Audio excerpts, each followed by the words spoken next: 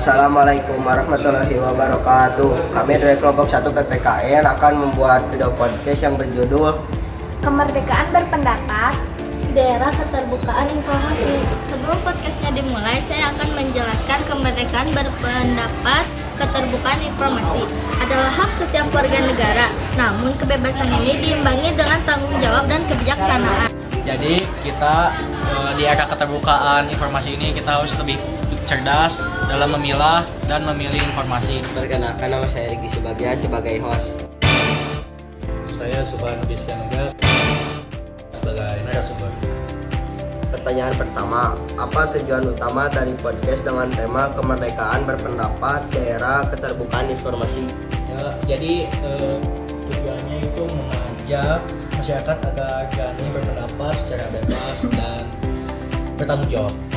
Oke, pertanyaan kedua, kemerdekaan berpendapat harus diimbangi dengan Tanggung jawab dan etika.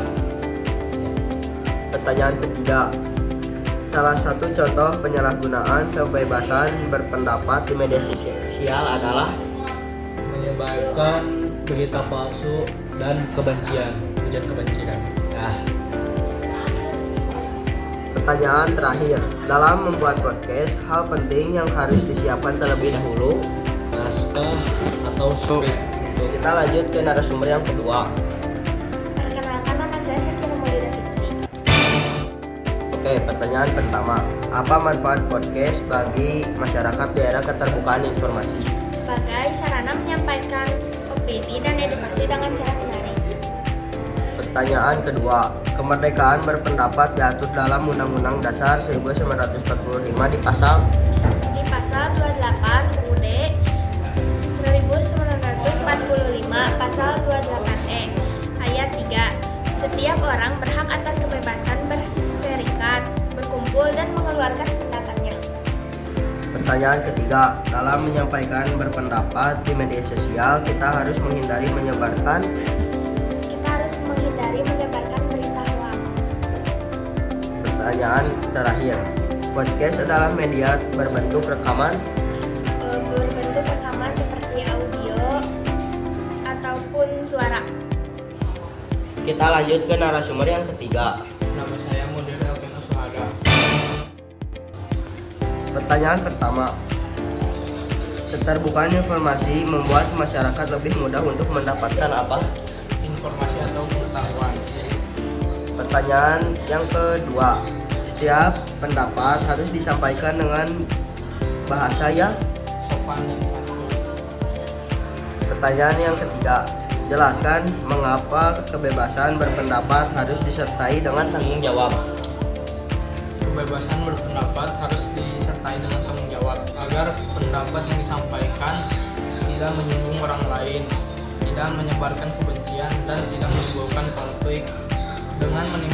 Dengan tanggung jawab, kebebasan bisa berjalan secara sehat dan bermanfaat. Pertanyaan terakhir, bagaimana cara generasi muda memanfaatkan podcast untuk menyebarkan informasi positif? Generasi muda dapat memanfaatkan podcast untuk menyebarkan informasi positif seperti edukasi tentang literasi digital, motivasi, isu sosial, dan kampanye melawan hoax. Podcast bisa menjadi wadah bermanfaat dengan cara kreatif dan santun. Oke, kita lanjut ke narasumber yang terakhir. Nama saya Febian. Pertanyaan pertama, sebutkan 3 etika yang harus dijaga saat berpendapat di media sosial. Gunakan bahasa yang sopan, hormati pendapat orang lain, pastikan informasi yang dibagikan benar dan bukan hoax.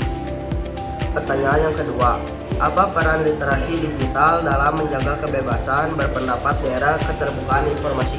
Literasi digital berperan penting karena membantu masyarakat memahami cara menggunakan media secara bijak, membedakan fakta dan opini, serta menghindari penyebaran berita palsu. Pertanyaan terakhir, menurut kamu apa dampak positif dan negatif dari keterbukaan informasi terhadap kebebasan berpendapat? Dampak positif keterbukaan informasi, masyarakat lebih mudah mendapatkan informasi, bisa berpartisipasi dalam diskusi publik dan memperluas wawasan. Dampak negatif, munculnya penyebaran